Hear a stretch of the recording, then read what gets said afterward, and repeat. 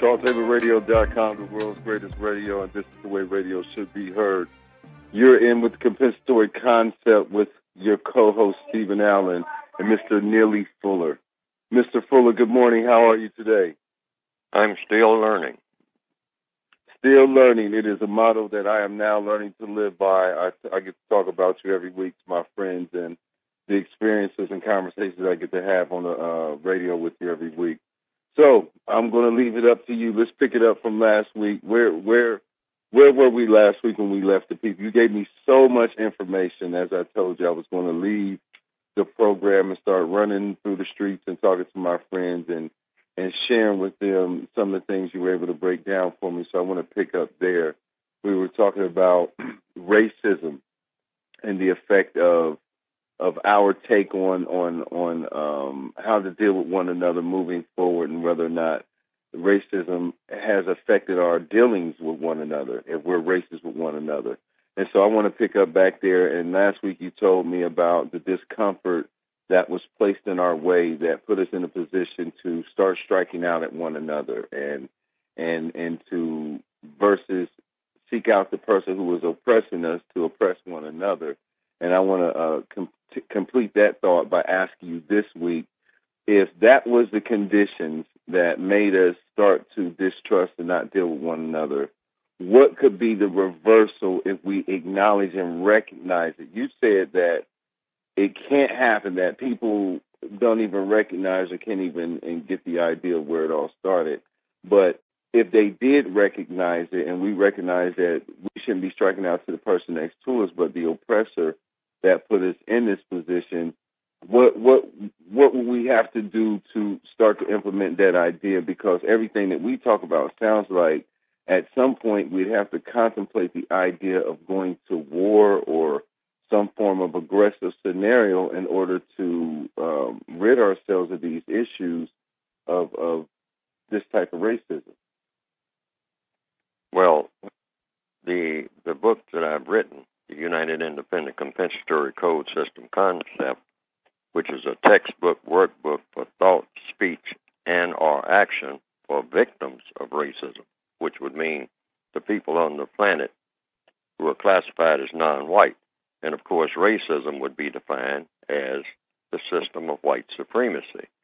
That's the only form of functional racism. There are some ideological forms of racism, meaning there are people who have racism in their minds who are non-white, but they are not racist because they are not functioning as racist. You can't be subject to racism and be a racist at the same time. It doesn't compute. So the focus is on the system of racism, which is the system of white supremacy. And one of actually the first statement in the book, on one of the cover pages on the inside of the book, of the textbook for victims of white supremacy, is, if you do not understand white supremacy, what it is and how it works, everything else that you understand will only confuse you. Now, what that means is the people who are just getting up every day and trying to go to work or trying to look for a job or trying to do whatever it is they're trying to do, if they're classified as non-white, the first order of business is they're going up against a system of white supremacy. And because so many of them are so in proximity to each other, that's the victims, that is, the non-white people, and they are all crowded together under the system of white supremacy, when they don't get the things that they have to have, or the things that they think that they have to have, or the things that they need, they have a natural tendency to lash out at each other. So the counteraction for that is to understand that it's the system of white supremacy that causes this.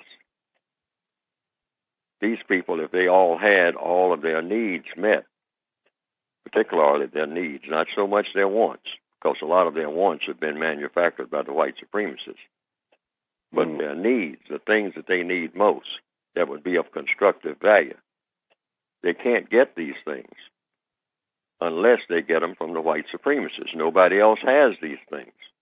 Nobody else has these things. They have to get whatever they need from the white supremacists in the way of material support, because that's what supreme means. It means that you have set up a system based on color and non-color, and that you have gathered everything of value around yourself, and then you dole it out to the victims that you have taken it from as you see fit. But you only dole it out just by throwing a piece of bread, you might say, to a crowd of extremely hungry people. You throw this off of a balcony. I'll give that as an illustration. Every now and then a piece of bread that comes sailing over the balcony. And there are 10 million people out there who haven't eaten in 6 months, or say, 6 days anyway. No bread, no water, nothing. They're extremely hungry. Right. So wherever that bread lands, the rest of the people are going to crowd around the site of where that bread landed. Right. And whoever grabs the bread is going to have a fight on his or her hands. Absolutely.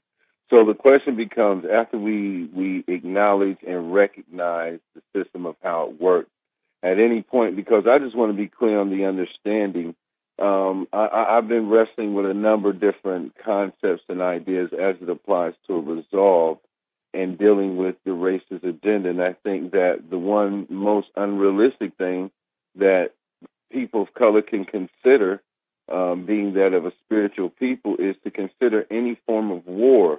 And when I say war, I don't mean the type of war where systematically, we find a way to rebel and fight and shoot at the government, because that's a no-win situation. But on a CD that I have, Bob Marley made a statement that we'd have to win with a higher spiritual conscience, and that would be that if we do it the way that would be prescribed by the system of white supremacy that we currently live under, that the intent would be to go fight again and kill again. And you can't justify murder to humanity through that type of aggressive action under any circumstance. So the or the idea that he spoke about implementing was based on the idea of a higher conscious, a higher value, a higher power within ourselves that allows us to, I guess, inevitably change the enemy's mind without ever having succumbed to his vicious way of resolve. And I'd like to know what you would think about that type of resolve after a full recognition of the circumstances that we for so many years blinded ourselves to or chose to ignore. Can we approach this concept or this idea of reversing this sickness by entertaining the idea of going to literal war, or should it be a mental war? Well, it's war all the time anyway. We're in a war because racism is war.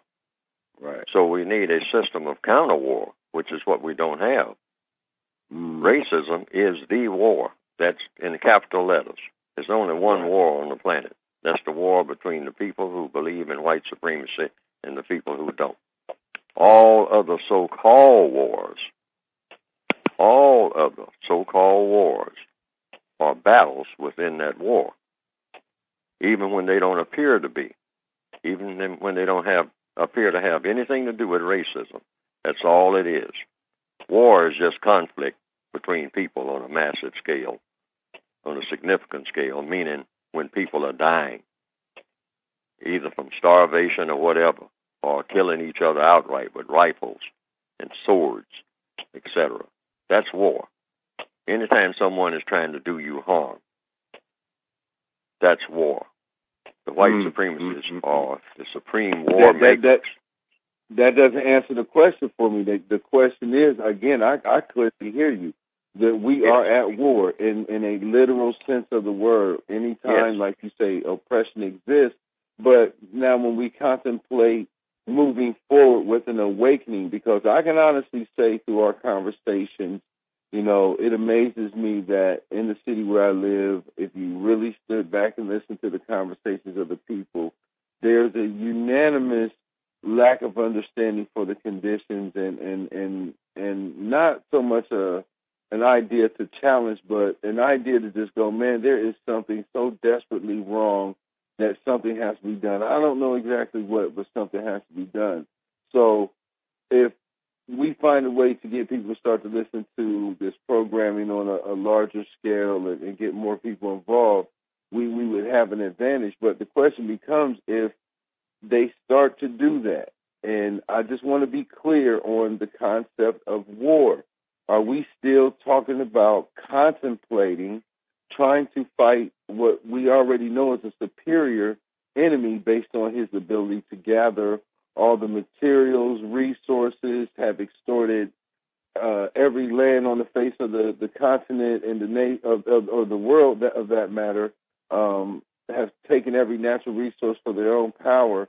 Is it still a reasonable concept to believe or to contemplate that we should be considering the idea of some type of material war where we say, okay, we know that white supremacists aren't just going to say, okay, you're right, you guys figured this out, this code we've been running on you, what took so long? You guys are pretty slow on the draw. Like, even if that was the ideal scenario, and we know they're not going to do that, so do we have to, in our minds, prepare ourselves for some type of physical war that would involve casualty, loss of life, and things of the nature where, at this point, from the position where I sit in society, it's a no-win situation. The people against the people that we've allowed to take so much power, so much money, so much control. So I'm asking you directly, do we still have to contemplate the idea of physical war in order to start to get a resolve of white supremacy? Yes, but by physical war, see, we have to describe the words that we use precisely. By physical war, everything is physical. If you're in a war, everything is a physical war and a mental war. So what you have is 9 areas of activity: economics, education, entertainment, labor, law, politics, religion, sex, and war itself. However, war, if you're born in a war, that will take in all of these other areas of activity: economics, education, entertainment, labor, law, politics, religion, and sex. So, how do you go about fighting this war? Through the law of compensation, meaning making up for what's missing.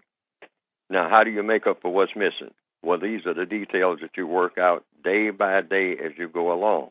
Now, the first law of compensation in counter-racist compensation is you ask for what should be given. Let's get to the practical stuff. You ask. Now, whom do you ask? You don't ask other black people. They don't have anything. You're asking the incorrect people. That includes even the black people who go and stand in front of a grocery store and ask for handouts, ask for a quarter, a dime, and whatnot, and they're asking black people. Black people don't have anything. You're asking the incorrect people. They're in the same shape you're in. They might be in a little better shape individually, and because every person that you meet coming down the street, each person that you meet may have 15 cents more than the other person standing next to them. But that's not real. That's not the source of where all of this comes from. Because before I can give somebody $1, I have to get $1. Now, where do I get the dollar? I get it from the white supremacists, either directly or indirectly. So black people have to learn to go to the source. If I was, yes, I go among the white people. Now, when you do this, it's going to be very annoying. I'm talking about this practical situation. A black person who doesn't have anything and who is on the streets of Sweden or Denmark or Cincinnati or Berlin or wherever. The person doesn't have anything, doesn't have a place to go, doesn't have a place to stay. You go to what we used to say when we were in grade school, go to the getting place. The getting place always on this planet is with someone who is white in the system of white supremacy. That's where you get everything that you're going to get that's worth anything or worth having. Why? Because under the system of white supremacy, everything has been garnered by the white supremacists. Everything of value has been taken up. They just made a big sweep around the planet and picked up everything of value and put it right in their vault. Now I have to ask you, does this asking come with a compromise? Because as we well know, what is being revealed on a large scale in the public as it applies to this new generation's interests are all these underground DVDs speaking about the connection between a number of different music artists. I won't speak any specific names, and their connection to an underground organization that is governed and ruled by a supremacist organization that has an agenda to mislead, misrepresent, and reform our children's thinking. And this is relevant knowledge that is being sold throughout neighborhoods in the community right now. And as a result, people now recognize some of these things, and they see some of the efforts that these artists are putting behind their blatant representation of these corrupt ideas in public. And so now we know that white supremacists have all of it, and most of these young people are not like the generation before my mother's and our generation. They listen to us complain about money. They listen to us talk about who had power and who was racist and who had control.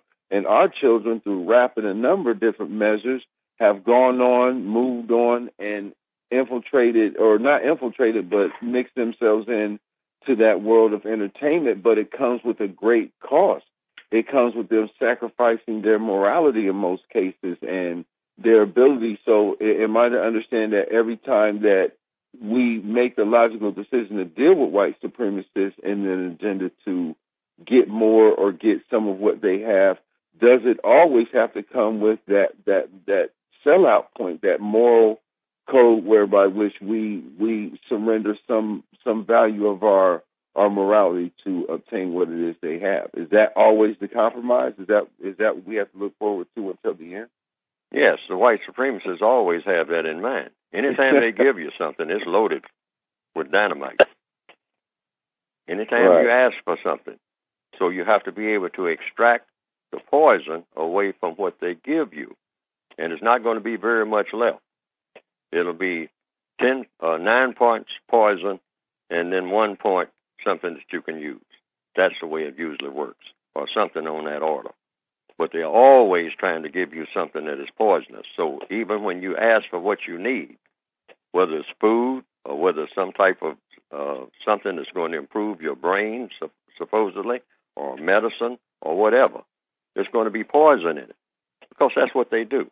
But we should understand that, and we should be able to, or we have to learn to, be able to separate the huge amounts of poison from the little bit of kernel of real value that might be in that, simply because that's just the nature of the way the white supremacists operate. That's what I mean by understanding. If you don't understand how the white supremacists operate, then you're lost right out of the gate. You'll just be doing all sorts of things. You have to understand that they are behind whatever is happening that shouldn't be happening, and that is all aimed at you. So whatever is happening to you that shouldn't be happening, if you're classified as non-white, you know it's the white supremacists behind it. If your body is deteriorating or anything, they are behind it. If cocaine is all over the neighborhood and all like that, they are behind it. They are the ones doing it. So what you do is just make the best of this terrible situation, because you're in the bottom of the slave ship. I mean, your whole environment is overwhelmed with poison of every type, because they see to it that it will be. This is what they do. That's what white supremacy means. They could not be in business without this. So to counteract this, you have to always keep that in mind when you're dealing with them, either directly or indirectly. Even when you deal with them, which you will be doing most of the time, through other non-white people. You know that you are being given poison, but you have to be able to extract that. I mean, if you go to them and say you have a song that you would like to put out and all like that, well, the more support that they give you, you better believe that it's going to be loaded with poison. All right, that they're going to take your song and load it up. They're going to make modifications. If it's anything that's supposed to be of 100% constructive value, you better believe when they get through with it, it's going to be about 10% of constructive value. Wow. That's just the way they operate. Wow. TalkTainmentRadio.com, the world's greatest radio. Join the conversation by calling 877-932-9766. Up next, Neely Fuller is going to give us the straight nail. Up next. Justice is better than racism. TalkTainmentRadio.com, the world's greatest radio. And this is the way radio should be heard. You're listening to The Compensatory Concept with Mr. Neely Fuller.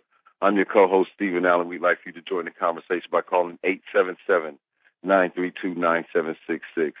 And when we left for the break, Mr. Fuller, again, you know what I'm amazed about every time I talk to you? I try to ask you questions that I don't really think you can answer in its totality, but you have a gift of literally, I was telling one of my friends, of breaking things down. So if you'd be so kind as to pick up where we left off at the break, what you were saying was trying to make sure that people understand, which to me is just, there's just no way to beat you.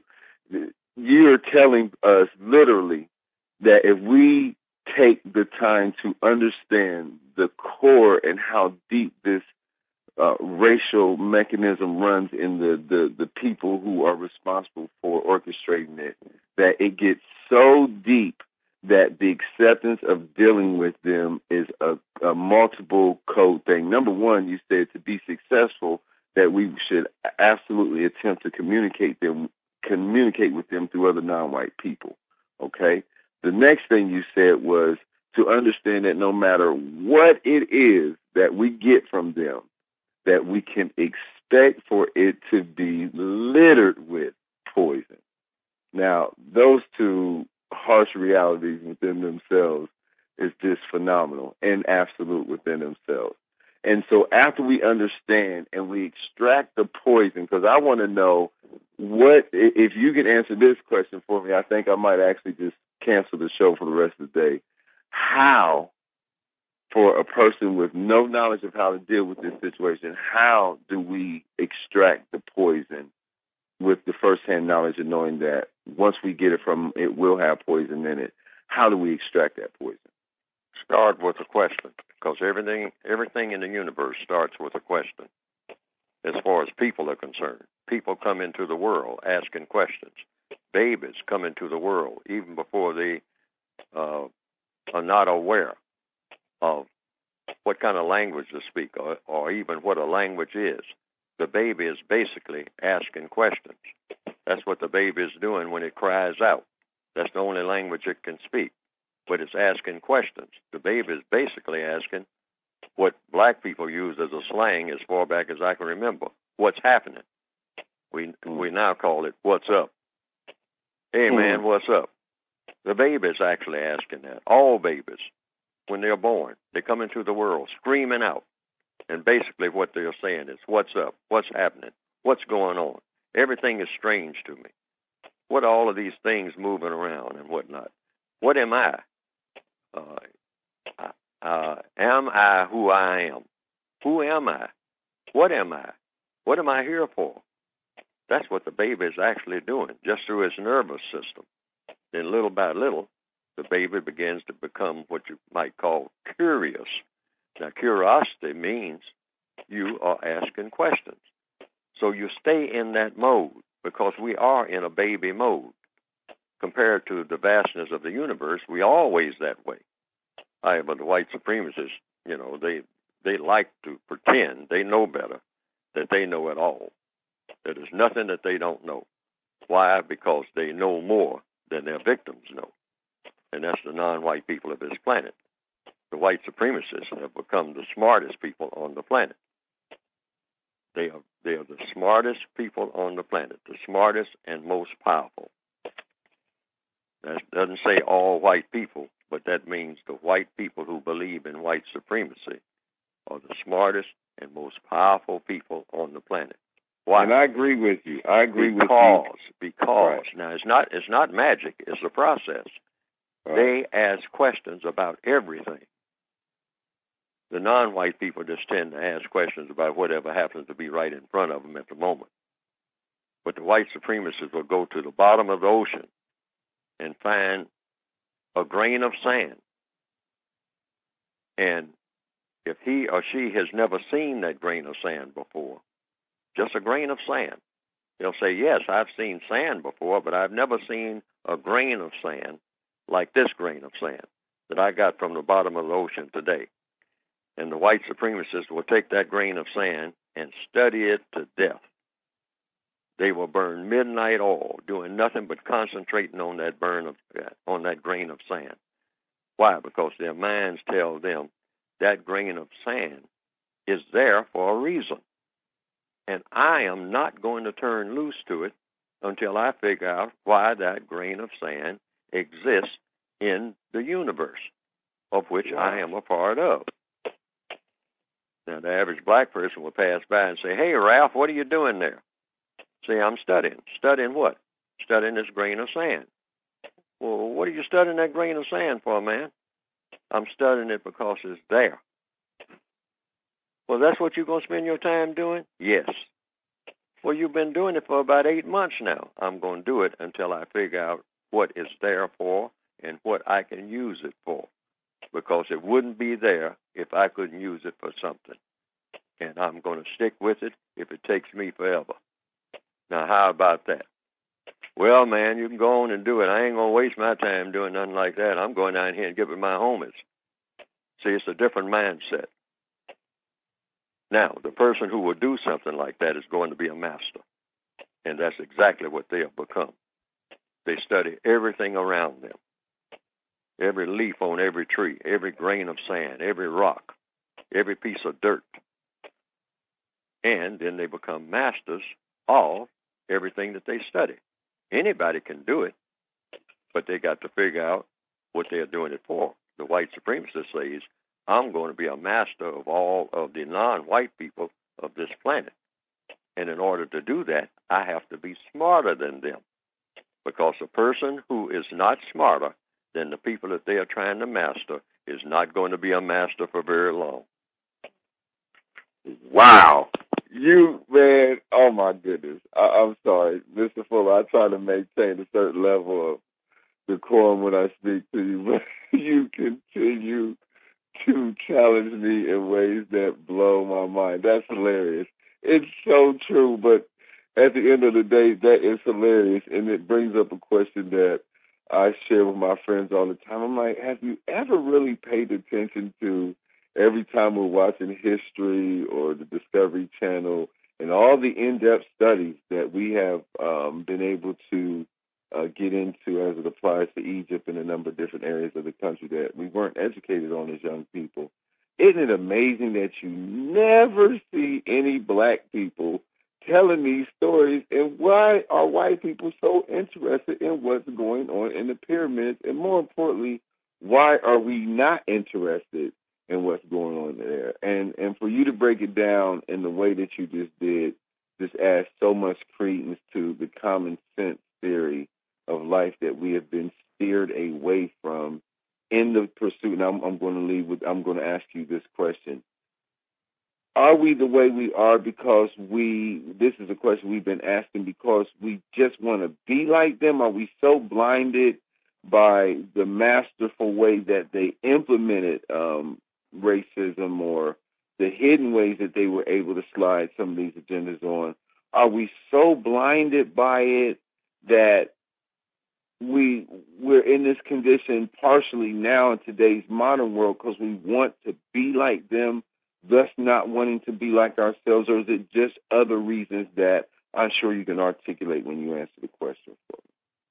Well, in the first place, it comes down to what are we here for? It always comes down to that. A very fundamental question. What are we here for? By we, meaning people on this planet. Well, if you look at it just straight across the board, the logical answer jumps right out at you. We're here to solve problems. That's what we're here for. Now, you can choose to solve problems, or you can choose to make a bigger problem, which is what the white people who decided to become white supremacists decided to be, because they went on an ego trip. That's the obvious reason. They took a look around and say, well, we are given a wonderful planet here, and we've got all different kinds of people here, short people, tall people, males, females, got all kind of animals, all kind of creatures, trees, water, whatnot. So what am I here in the midst of all this for? Well, there are problems that go with being here, things that have to be solved. You do have to get up in the morning, learn that from the animals and whatnot. The birds are up pretty early, and they're out working and whatnot, trying to solve their problems. That's what birds are doing. When you see a bird going through the air, that bird may look like it's not doing anything. We'll say, you look up at a bird, and the average person that walks around, you see 3 or 4 birds going from tree to tree. And we just take that for granted that, well, they are birds, and so they go from tree to tree. And then they go sometimes and sit on the fence for a little while. Then they take off again and go somewhere else. And so we just look at it and don't even think about it. But basically that bird is in the problem-solving mode. Ants are in the problem-solving mode. They have work to do. Now, the white supremacists don't mind working. They pretend that they mind working. But they are working all the time because you cannot be a white supremacist without working. So they don't mind work. Now, they have taught non-white people to shun work by not compensating them. See, a bird gets compensation for the work that it does. The white supremacists taught black people a long time ago, when you work, because you'll be working for me, you will get nothing. You will work hard, but you will get nothing in return. You won't even get a thank you in many occasions. But you certainly won't get what you have earned by working. So over a period of time under what we call slavery, black people got an attitude, quote, unquote, about work. So black people, which was really a smart thing to do when we were back in those days when you didn't get paid for working, always tried to avoid work. But when we became, quote, unquote, in this area of the world, so-called free, then we carried on that tradition of trying to avoid work when everything in the universe works. A baby wants to work. A baby just doesn't like lying there in that crib. That's why even black people, we even say, man, I'm going home, man. I'm tired. I'm going back to the crib. Meaning we're going somewhere where we can just lay down. Absolutely. And even those of us who have gained a little bit of knowledge now, and certainly gained a lot of more comfort than we used to have back in the old days, say 100, 150 years ago and all like that. Many of us shun work so much, or shun any kind of movement so much, that even when we are well fed, we just sit there like we are some type of food machine and got a hamburger in each hand and just keep eating and eating and eating, where we get to the place we can't even get out of a chair without falling over on the floor. Right. So the white supremacists, see, have done this through their mind games. See, if you control people's minds, you can jerk them around all kinds of ways. You can starve them to death, or you can overfeed them, or you can have them just run around just chasing nonsense all day. And it all comes from the central question that you just asked. What should we should be doing? We should be solving problems. And our mission here on this planet now, the only one that really makes sense, is to be solving the race problem. That should be something we wake up with in the morning and go to bed with at night. Why? Because that's the biggest problem on earth that's keeping both white people and non-white people from being universal man and universal woman. Hold that thought right there. Mr. Fuller up next. TalkTainmentRadio.com, the world's greatest radio. Up next, Mr. Fuller is going to continue to break it down.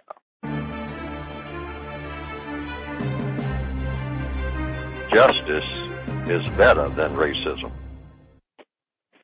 TalkTainmentRadio.com, the world's greatest radio. You're listening to the compensatory concept. This is your co-host, Stephen Allen, and on the phone with me, as it is every week, is the genius, the student, but still, in my mind, a genius, Mr. Neely Fuller. And before we went to break, Mr. Fuller broke down the concept of work. One of the main lessons I try to teach my daughter every day is do not shy away from work. Do everything that you do in life, sweetheart, with deliverance and an absolute resolve, and never shy away from work. Never sit around while people are working around you and not participate. And as a result, I want to challenge something that you said. You said that we as black people learned to resent the concept of working because we were made to, through slavery and understanding and recognizing that we would not be compensated for the work that we did, but it kind of dismisses the theory that you introduced the first time by saying that the white man clearly understands that he would sit and study a grain of salt that he happened to go down to the bottom of the ocean and find and study it until he found out its intent, its history, its purpose, and its worth. And as a result, someone studying a grain of sand couldn't possibly think that there's some immediate financial compensation associated with their personal interest in sand. So if the white man is in the practice of studying sand without a resolve for financial gain, then how can we as black people justify being afraid of any form of work when he obviously studied everything on the face of the planet without a resolve for money, just out of interest? So how do we translate our interest into money? Because like you said, that is our first and foremost need, want, and desire in this society. So how do I get off the phone and say, hey, man, we should be studying sand? And then, the average brother, like you said, is going to go, oh, man, you waste your time doing that mess. I'm not. So how do we convince people that there's a necessity to study things that don't have an immediate compensation value to it, but inevitably could have a long-term impact and resolve on our lives as a whole, as people? How do we convince people to study sand, Mr. Fuller, is my question. Well, in the first place, we don't do the same things that we see white supremacists do. And I'd like to interject this while I'm talking. See, the compensatory term for the white supremacists is white supremacy and racist. We're talking about racist man, racist woman, who are the white supremacists. It's best not to use the term white man. That's what I'm trying to focus on within that context, because that's too broad. That puts the emphasis on just them being white. No, you're talking about not just a white person for being white. A white person is white because they're white. There are a lot of black people who look like they're white, but they are not classified as white by the people who do the classifying. So it's not the emphasis on just the person being white.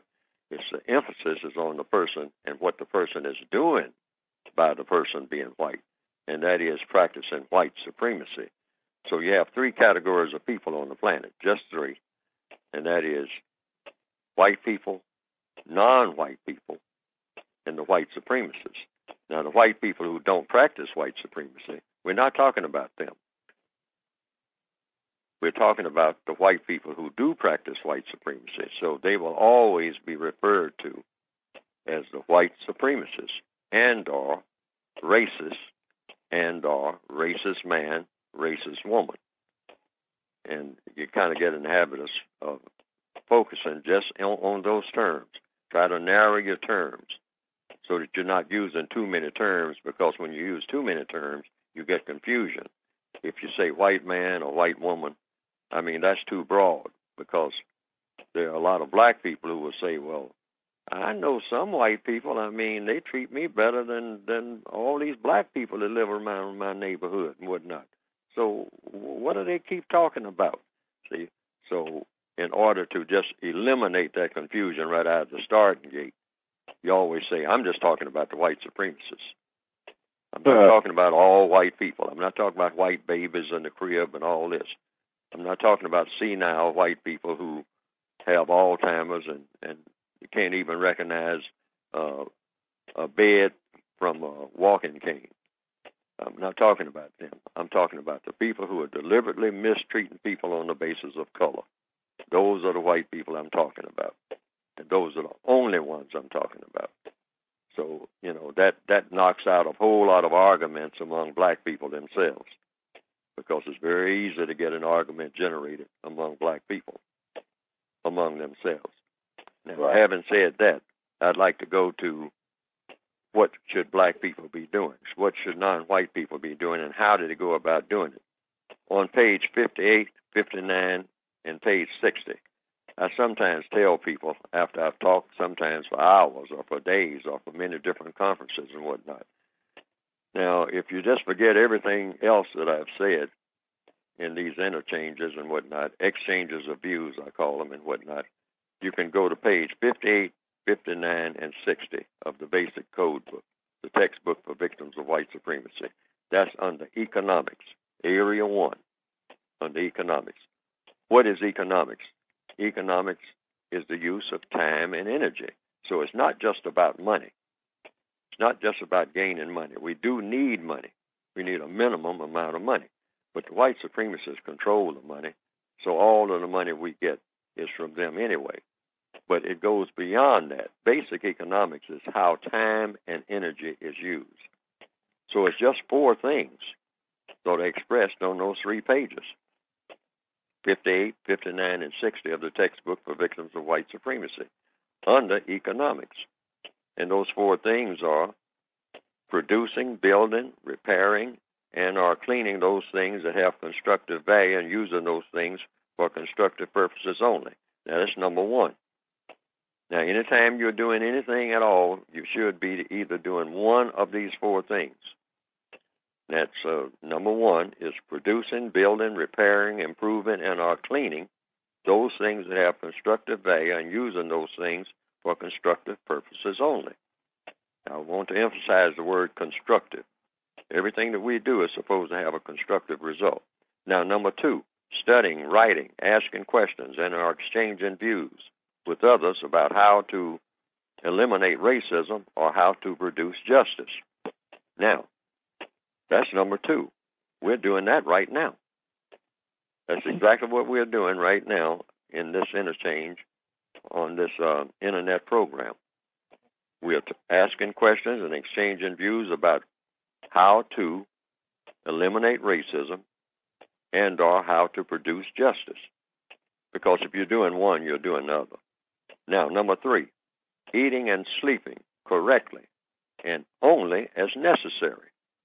I touched on that just a few minutes ago, saying even black people, you have black people in Somalia right now, in what is called Somalia, who reportedly, many thousands straggling across the desert with their clothes turned into rags, walking barefoot, trying to find food, babies in their arms, starving to death. They just want any kind of food, any kind of clean water, just anything that they can get that they can eat, because they have no food by the thousands and thousands and thousands. Now, in other parts of the world, like in this part of the world, you have a person who's got a hamburger in each hand, like I just got through saying, all day long, sitting in a booth, every chance they get, lined up in front of the food court.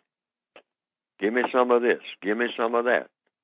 And we are able to get it, and it's understandable why we would be that way, because for so long, black people didn't hardly have a biscuit when they were down there on the quote-unquote plantation. So when we were given access to some ersatz food, a lot of which is artificial, it's not really nutritious, a lot of it is loaded with poison, like almost anything you get in the white supremacist society, okay?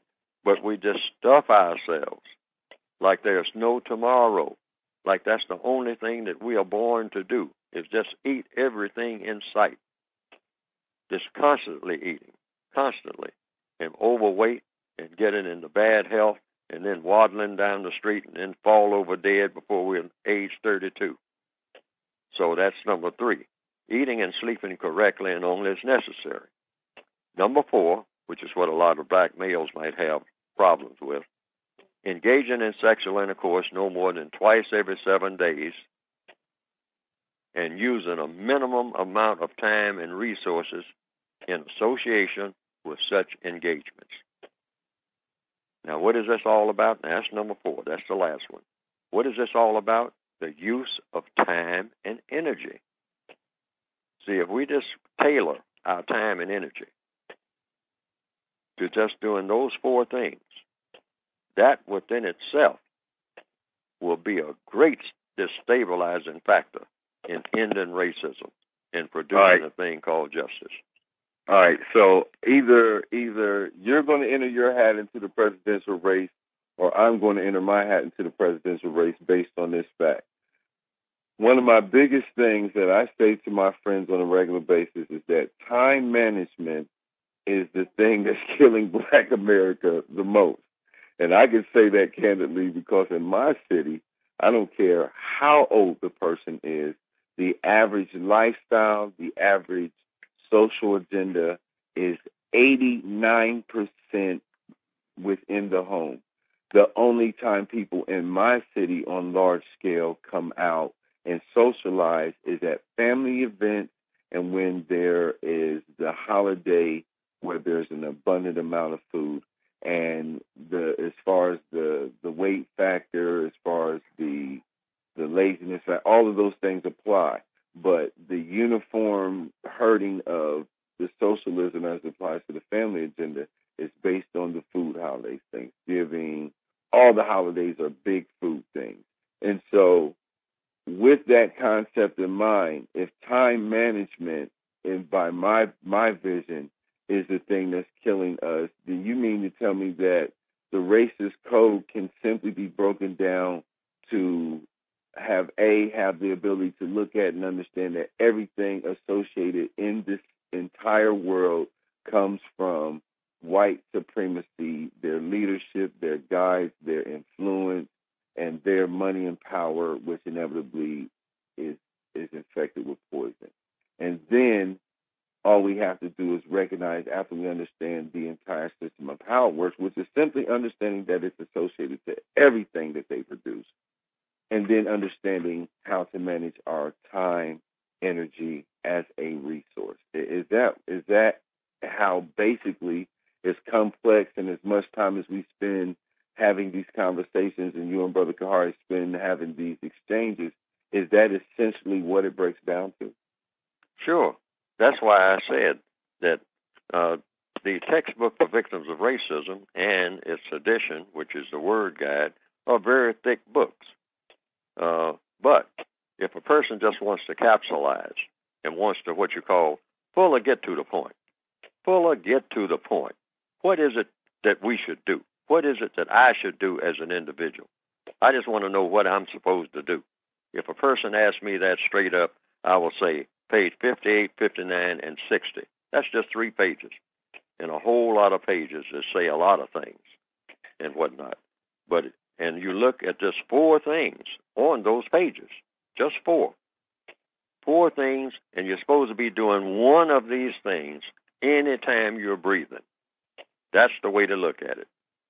You're doing one of these things, just one of the 4, at any time. And like I pointed out in the discussion right now, I said, okay, having said that, how does that work? Am I telling the truth when I say that? One of these 4 things, at any time, I'm supposed to be doing one of them? Yes. And so if I say that, okay, well, which one am I doing now? So I look at number 2. Don't tell them. Don't tell them. We're going to tell them next week. TalkTainmentRadio.com. No, we just did that. I've already gone over that. That's what this is. I don't have to go over it again. All right. Well, TalkTainmentRadio.com, the world's greatest radio. You've been listening to the Compensatory Concept with Mr. Neely Fuller and your co-host, Stephen Allen.